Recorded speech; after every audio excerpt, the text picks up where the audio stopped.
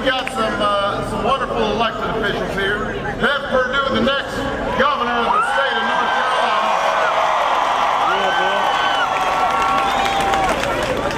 Kay Hagan, the next United States Senator from the great state of North Carolina. All right. Charlotte, the news of the day is good. The era of greed and irresponsibility on Wall Street and in Washington has led us to a perilous moment. They said they wanted to let the market run free, but instead they let it run wild. And now we're facing a financial crisis as profound as any that we've seen since the Great Depression. Regardless of how we got here, we're here today. The circumstances we face require decisive action because your job, your savings, your economic security, your house, they are now at risk. Yes, they are. So we're going to have to work quickly in a bipartisan fashion to resolve this crisis, to avert an even broader economic catastrophe. But in Washington, there also has to be a recognition that economic recovery requires that we act not just to address the crisis on Wall Street, but also the crisis on Main Street and around kitchen tables all across America. As of now, the Bush administration has only offered a concept with a staggering price tag, not a plan. Even if the U.S. Treasury recovers some or most of its investments over time, this initial outlay of up to $700 billion is sobering. And in return for their support, the American people must be assured that the deal reflects the basic principles of transparency and fairness and reform. We can't allow this to happen again. They have run this government they have run this economy into the ground. We've got to make sure that we lift it back up, but we've got to have some rules in place to make sure it doesn't happen again. First, there must be no blank check when American taxpayers are on the hook for this much money. Second, taxpayers shouldn't be spending a dime to reward CEOs on Wall Street while they're going out the door.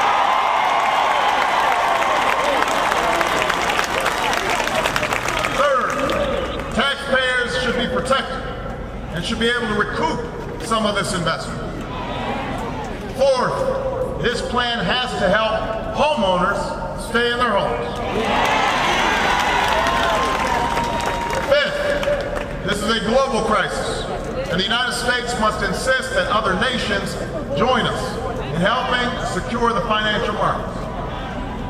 Sixth, we need to start putting in place the regulations, the rules of the road that I have been calling for years to prevent this from ever happening again.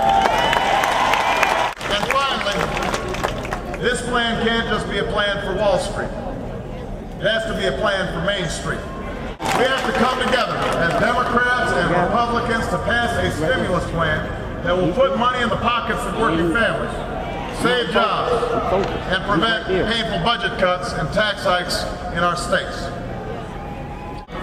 This isn't the time for fear, it's not the time for panic, it's the time for resolve, and it's the time for leadership. We can steer our way out of this crisis because that's who we are, and that's what we've always done as Americans. Our nation's faced difficult times before, and in each of those moments, we've risen to meet the challenge because we've never forgotten that fundamental truth that here in America, our destiny is not written for us, it's written by us.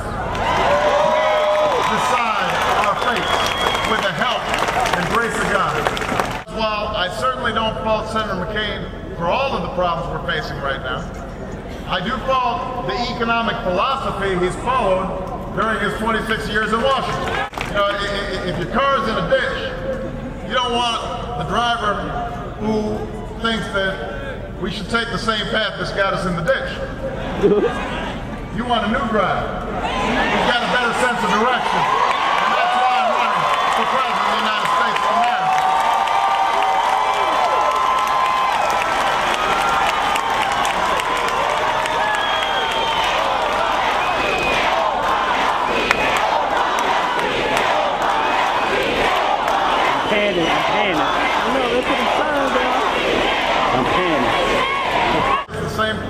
reigning philosophy of the Republican Party.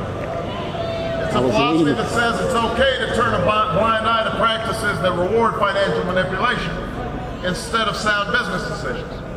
It's a philosophy that says even common sense regulations are unnecessary and unwise. It's a philosophy that lets Washington lobbyists shred consumer protections and distort our economy so it works for the special interests instead of working people and for our country. We're now seeing the disastrous consequences of this philosophy all around us. And yet Senator McCain, who candidly admitted not long ago that he doesn't know much about economics, wants to keep going down the same disastrous path. He calls himself fundamentally a deregulator. That's his quote. When reckless deregulation and lack of oversight is a big part of the problem. And here's the really scary part.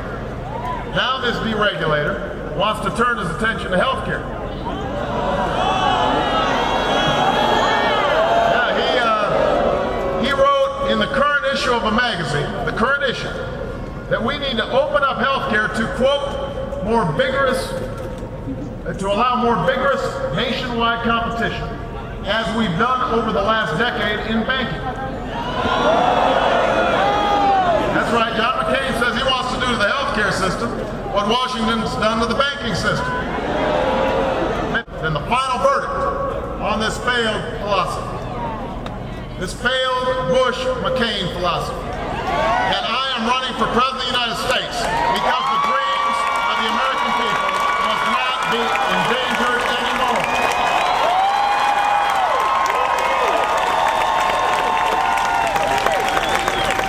The times are too serious. The stakes are too high. Change is more than just a slogan. You notice John McCain's been trying to grab that change thing. I mean, he spent the whole election saying that he's more qualified because he's been in Washington a long time. Now suddenly, he's Mr. Change. Well, the change we're talking about isn't changing political strategies. Change we're talking about isn't changing your signs, changing your slogans. We need change that actually makes a difference in people's lives. And that's the kind of change I'll bring to Washington.